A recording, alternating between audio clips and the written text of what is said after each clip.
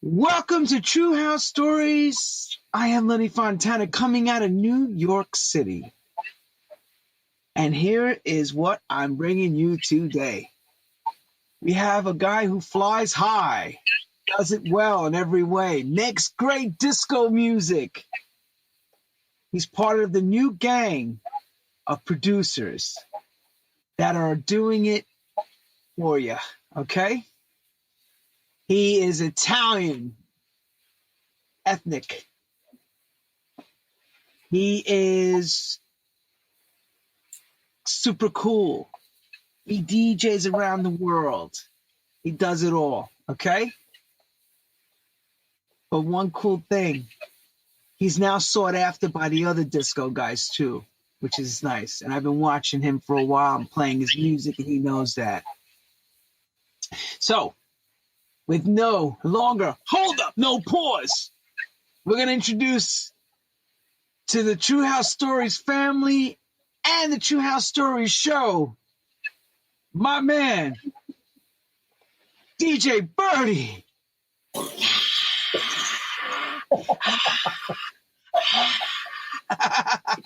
Birdee, how are you, baby? How you doing, man? First of all, I'm good. That's what I want to hear. First of all, are we in LA, Taipei, Singapore, Japan? Where the hell are you? Because I've been trying to find you. I finally got you. Where are you? Hiding. We are in very very small town, northern Italy. A very small town called the Rovereto, which is not far from Verona. But yeah, it's not LA, it's not London, it's not Milan. It's just, it's a place, but it's where I am right now and where I ended up during this crazy time. So I've been here for almost a year now, I think. No, actually since July. So this is home for the moment, but it's all good. Okay. All right. First of all, oh, yeah, listen. Oh, I am not this way from not eating in Italy. The one thing I love about DJing is Italiano, so you know. Sí. La cucina numero uno. La cucina. But anyway, to be really fair about it all, to be very fair, who has the best food before we start this interview? Would you say Italy has the best food? Or Japan or America? Who's got the best? Because you've been around the world. Who's got the best food? I have to say that I have been, we Italians, we can be food snobs and wine snobs, and especially food snobs. When I went to America for the first time, I was like, we have this preconceived idea that it's just going to be fast food and hamburgers and hot dogs. But I was actually really blown away by the food in California.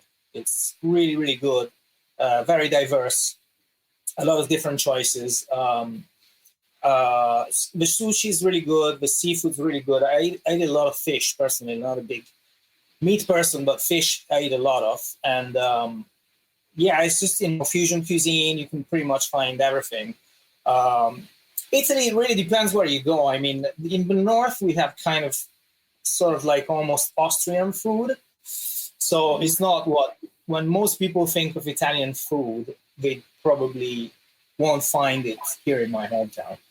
Mm-hmm. It's kind of like, it's almost German. Right. But in the south of Italy, I mean, it's incredible. From Rome to the south is definitely some of the best food I've tasted. Yeah. It's definitely a hot spot too. They have great food there. Mm-hmm. But yeah, I'm definitely craving a little bit of like, nice sushi, nice poke, which I used to get in LA, which you can't really find here. I mean, you can find it, but it's not really. I know, you got to be in the big cities like Milano, Roma. Yeah. You can't in the small little towns. The sushi's tough. I know. Yeah. Because when we used to go to Rome and I would spend time in Italy, I remember them always saying, "Oh, let's go for sushi," and I go, "Yeah, you know what? That's a good idea." Because when you eat Italian food 7 nights a week. Yes. You want to treat something. You want to just have something, not McDonald's. Because McDonald's was never, even though McDonald's would sponsor the show, but for me, McDonald's for consumption. If McDonald's wants to sponsor our show, I'm happy to have McDonald's. I'll have the Golden Arches here, no problem. You can be sure of it. So you're hearing this, McDonald's. Right. So everybody wants to know the first question I start out with. First question is so easy. And so how does music, and I know you've watched the show before, but it's a standard question. How does music find young Birdee? So I knew this was coming since I've been watching the show.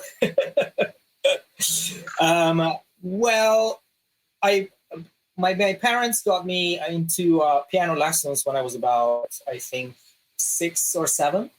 So I mean, I just remember being into music since the dawn of time, really.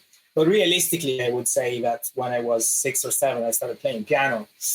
And then I was also into the music I was hearing at the time, which was disco, really, because I was born in 71.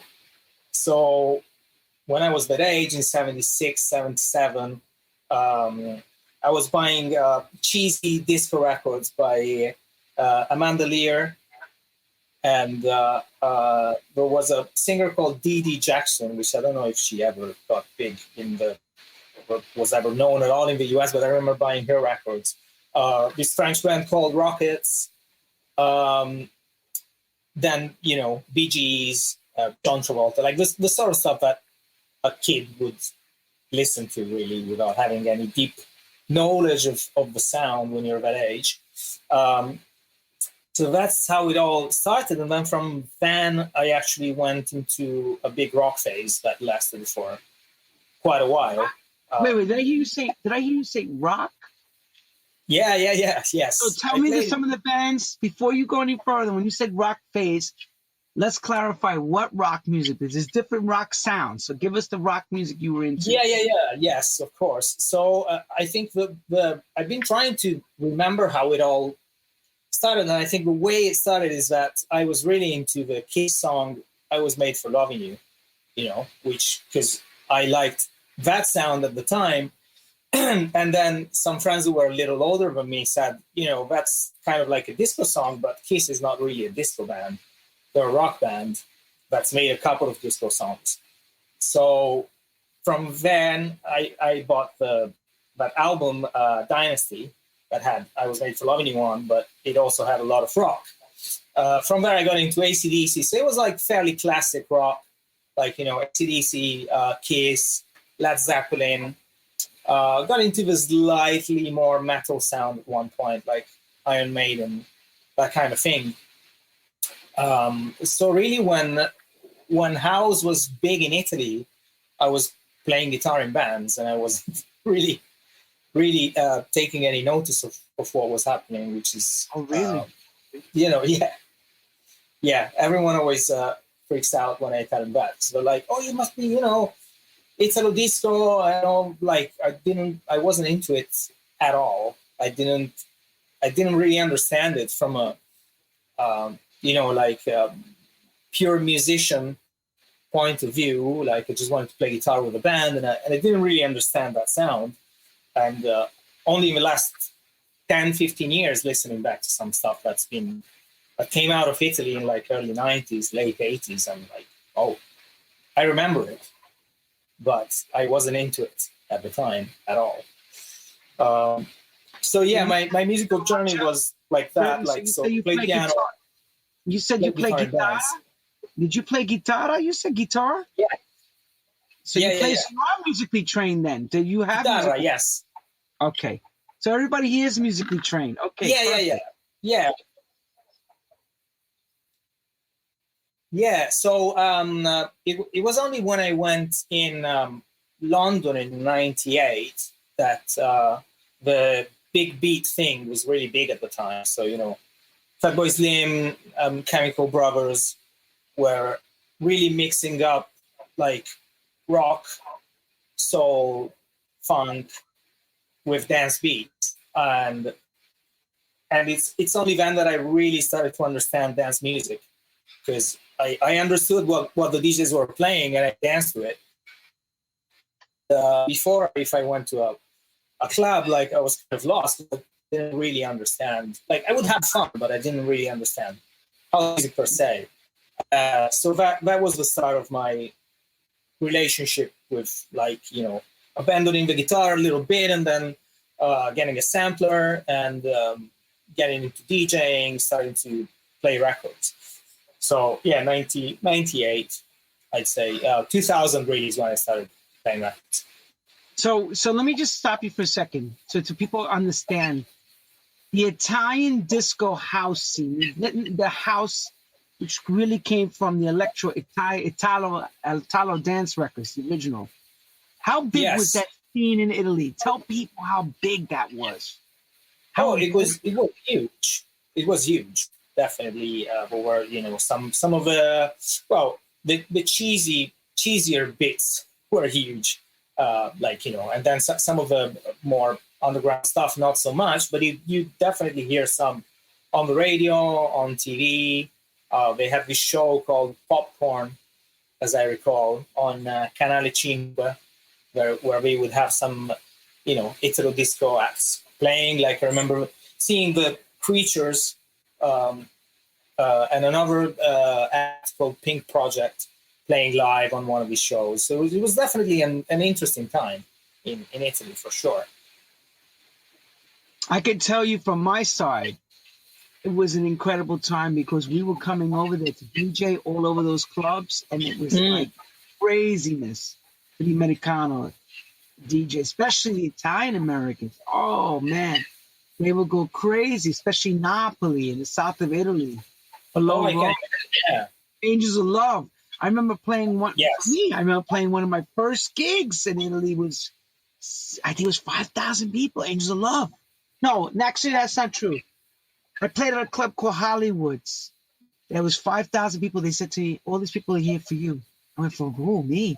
They said, for you. So that's another story, another time, another life. But this was the Angels of Love Hollywood? Or? No, this was Angels of Love. This was a guy named Elia De Biazzi before Angels of Love began. Okay, right. Big disco, really big. Wow. But that's a whole other, like I said, another time, another place. This is your But I want you to clarify how big. I'm actually intrigued because, as I said, I kept, I was obviously seeing the flyers and seeing the DJs play. I didn't really know what was going on, but yeah, it was huge in Italy at the time for sure. But my musical awakening was definitely London was it for me, and still is the place where I kind of like got formed musically, I'd say. It just has an incredible. Well, I mean, I'm sure you've been to London many times. It's kind of like New York. It's like a lot of different cultures coming together, a lot of energy all the time, and constant stimulation, like from record shop to record shop and club to club. Definitely a great time. But totally. I remember very fondly. Totally. I mean, definitely London.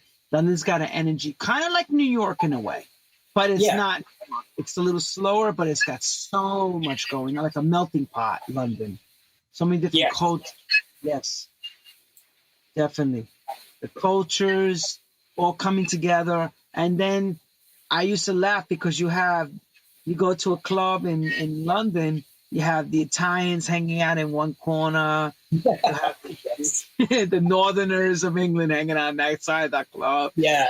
Everybody had their crew, But like, it's still that way, Bar Italia. Those that don't know London, we would all go to Bar Italia for espresso and cappuccino down in the West End, and you meet everybody from Italy who's in town. So like, Claudio Coccaruto's in town, for example, and I knew he was in town. I would go to the record shop and then go have coffee, and I went to Claudio.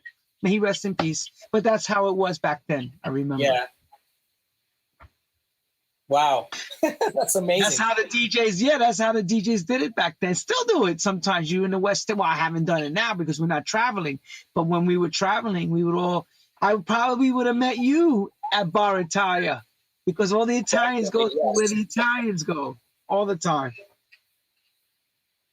Yeah, absolutely. I think it's still the best place to have a coffee and hang out in London for sure. And so in general, like last time I was there, I met up with Severino from Horsemeat Disco. So it's definitely still a place where to where there's a really good energy and really good mix of people. Yeah, Great place. I can't wait to go back. Obviously, it's hopefully not long until we can travel again. we'll get to that later. We hope soon. But right now, Yes. so you the rock band, you found the Italian house music scene exciting. You start going out. You like the club scene, and in Italy, those clubs are big clubs, a lot of people. Each city clubs. So all the international stars are coming in from around the world. Morales, Knuckles, everybody's coming to DJ, and Tony Humphries, Paul Trouble Anderson. I remember Morales was definitely playing every other week. I think he was literally in Italy all the time, and they loved him. They loved him in Italy. Yes. Yeah. They loved him very much. Yeah, I mean, there's definitely a good energy. It's like, but people definitely like to go pretty crazy and party a lot.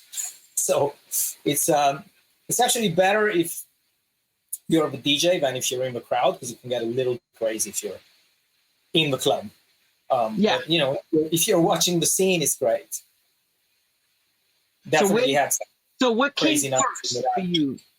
First of all, let everybody know your real name. So your name, of course, your show name is Birdee, but we know you as your real name.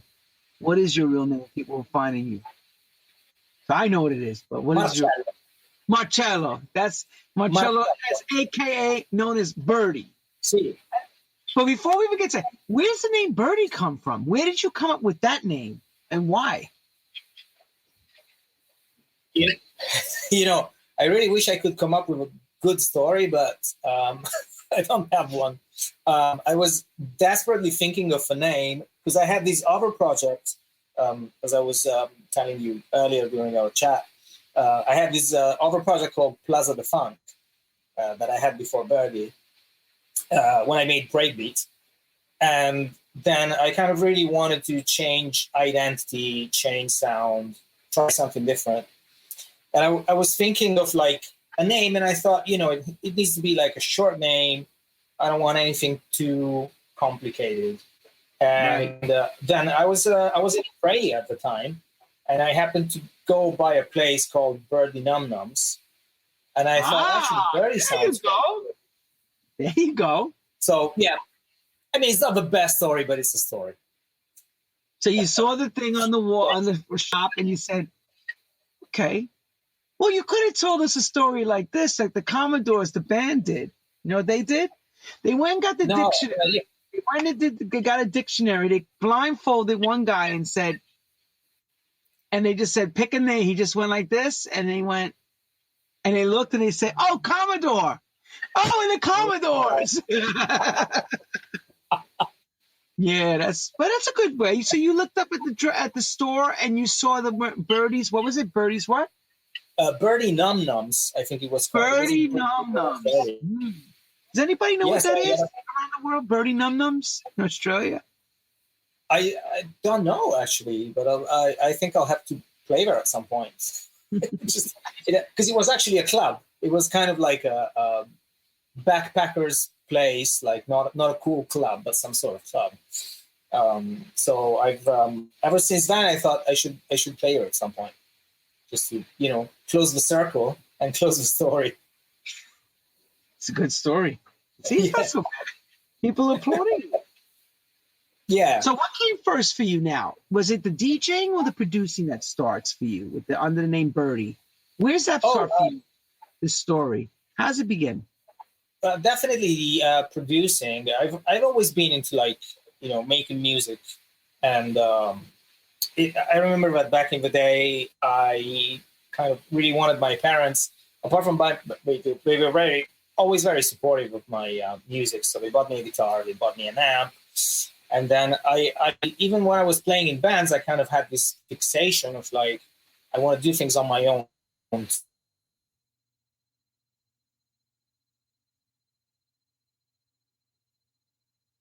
I don't know if we lost him. Uh-oh. I'm back. I'm back. Yeah.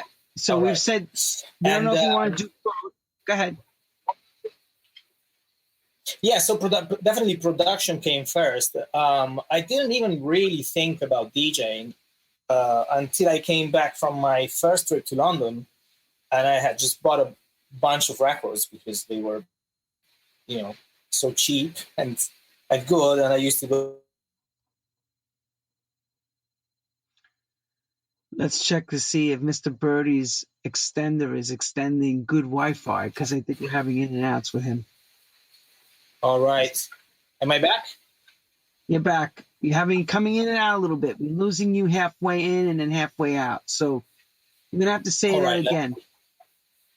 So yeah, I used to go to the store called Music and Video Exchange to buy records, and I just ended up buying a load of records without really any intention of playing them out. And I came back to Italy, showed them to a friend of mine, and he said, you know, these records are really good. You should play them out. And I said, but I don't DJ. Like, I don't know how to DJ. And he said, oh, I'll teach you. And we have a night in 3 weeks, and I think you can do it. I'm like, no, not 3 weeks. But he was very patient, and I went to his house every day trying to beat match, you know. And yeah, in about a couple of weeks, I started getting the hang of it. And obviously, the first gig wasn't great, but we got there. Hey, you know, it's always like that. First gig is never great, but it's also an experience. Because if it's great, that means you don't need to practice. Right? Did you play with CDs? Did you play with the CD players or actual vinyl the first gig? No, vinyl. But my first 5 years of DJing were just vinyl, straight vinyl. So that was from 2000 to 2005 when I started like producing, and then I started receiving promos. And then I remember that the first 6 months of promos were vinyl, and then it just all became CDs. So initially I would actually rebuy the promos on vinyl because I just didn't want to play CDs, and it just felt natural to play vinyl. You know, I'm sure it was the same for you. And then I saw that. No, there's no such thing about feeling natural. That was all we had. There was no like, why don't we play CDs? We only had vinyl to play and 45s. Yeah. You know? Yeah, exactly. I mean, it was, for me, not the 45s, but definitely just the vinyl. And I mean, there's obviously something really special about playing that to me still. It's like, you know, that feeling that there's less precision and everything can go wrong at one point, but that's the beauty of it. Exactly. And, everything's an adventure. It's adventurous, right? It's adventure time, right? It's on your toes all night, and you know. So yeah, about 2005, I think, is when I started playing CDs, and then obviously now it's flash drives. Like, I mean, we're just so easy, and you know, it's just a matter of you travel around with just 2 flash drives and headphones. It's convenient. Very much so. Very much so. And you can bring a lot of music, but I mean, a lot of people use that argument that vinyl is so heavy, and I'm like, you guys never loaded or unloaded a van playing in a band, right? Because if you did, you probably wouldn't think that vinyl is that heavy. It's really not that bad. Like carrying the bag of. No, yeah, comparing to big speakers, the amplifiers, all the instruments, it's a lot with the band. And the lighting and everything, setting up a full stage, it's a lot of work. Definitely. Yeah, we never got to. Imagine going across the ocean. But imagine you have to fly across the ocean with all this stuff. You know, that's when it gets tough. You know. I can't say I've ever done that, but just playing in Italy with, like, you know, going around with a van and unloading, you know, loading, unloading, reloading, and unloading again in the rehearsal space. It's like basically doing it 4 times in one night if you're playing close. Otherwise, you're doing it 4 times in 2 days. Either way, it's pretty crazy. And vinyl is not that big a problem. Yeah, I know. It's just so different when you say, well, I'm coming to play tonight with my USB sticks and my headphone. I'll see you soon. Yeah. Don't worry, I'll be there. It feels strange when you say that instead of, I'm coming with my boxes of vinyls and I'm coming with all my stuff to come and play at your club. It sounds strange when you say it, you know? Yes. But now it's like, I mean, it's so accepted. And it is convenient, don't get me wrong. Like, I do like it. I do like it. I never really liked CDs. I don't know about you, but I could never really find a way to categorize tracks on CDs that I would really get familiar with. But with flash drives, it's just, you can just search for the tracks. So it's very, very easy. Well, here's the thing about the flash drive. The flash drive, you can have almost your whole collection of music on a hard drive. Right? You can never do that with vinyl. Vinyl, you have to bring of course not.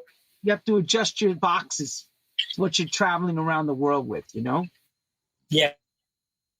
It's not like something so easy that you can just jump in and go, right, I'm going to play USBs all night and we're okay, everybody. But vinyl was, okay, I got too much baggage. I got too much luggage, too much of everything. We have to take it, you know. Okay, so I'm taking 2 record boxes and a bag with me across the ocean. And I got to make this work for all the gigs I'm doing, right? You got to think how you're going to work through the night. Yeah. You know? So we know you're the DJ and you learned in London, right? You learned the craft in London. Is that where I got it? The first pretty gig, much. Yeah, that was yeah. What's that? Sorry. The first discotheque was London. You play Londra, the first club. No, the first ever club was actually here in my hometown. That was just the night that my friends put together, and then I think I did a few in Italy in just bars, you know, just small spaces.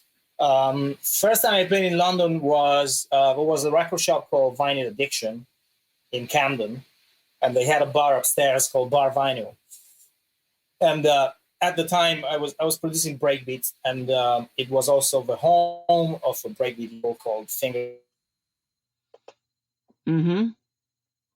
Even though it was like a tiny, you know, it was a really special gig for me. Right. So the Breakbeats, wait. So that people don't realize this. They don't know. They only know you as the disco master. They had no idea that you were doing Breakbeat. Yeah. Do you want to touch on that for a little bit? Like explain how that happened and how many years you worked in that scene? Yeah, from like, I'd say production-wise, probably from 2004 until 2011 or something. I mean, for me, it wasn't really that much of a change because the roots of a sound, like the roots of a breakbeat sound was more funk than disco, but it was always, the funk element was always there. So, you know, it wasn't a huge change in production. The main change was just having a straight kick drum instead of having a breakbeat. But the rest of the samples and whatever I would play, it's kind of like not that dissimilar. But it was a good scene for a while. You know, it was fun. They did their own thing. It was really big in London. At one point, they had a night at Fabric, which was just breakbeat. Every month, they would have 3 rooms, just breakbeat, which is pretty kind of like drum and bass, you know.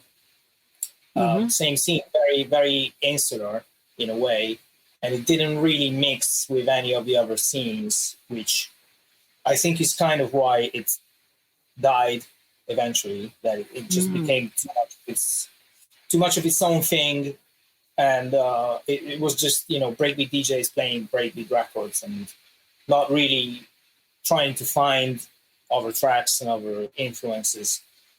So it got a little stale after a while, but for 5-6 years, it was really good. I remember. Yeah. It was pretty big in America as well, right? Yeah. And the West Coast it was with a couple of guys that were really doing it. I remember. It was more of a West Coast thing, more West Coast than East Coast. Definitely. I played in San Francisco a couple of times. That seemed to be the place where to play. Definitely, It was like a big movement, good promoters, good nights, and then you had the Florida break scene, but that was a little different. That was more kind of like the hardcore, very fast breakbeat scene, like DJ Icy, that kind of thing. That's it. I remember now. DJ Icy. Yes, I remember that name. Yeah, he was huge in the US. I think it still is pretty big to an extent. And but that was very different from what I was doing. But yeah, San Francisco, they definitely got the UK breakbeat sound, and it was a fun city to play. I remember having such a good time. Okay, really, hang on one second. I want to do a little commercial break, and then I want to tell everybody about our newsletter. Hang on one second. Take some wine. Give him some wine, everybody. Send some wine.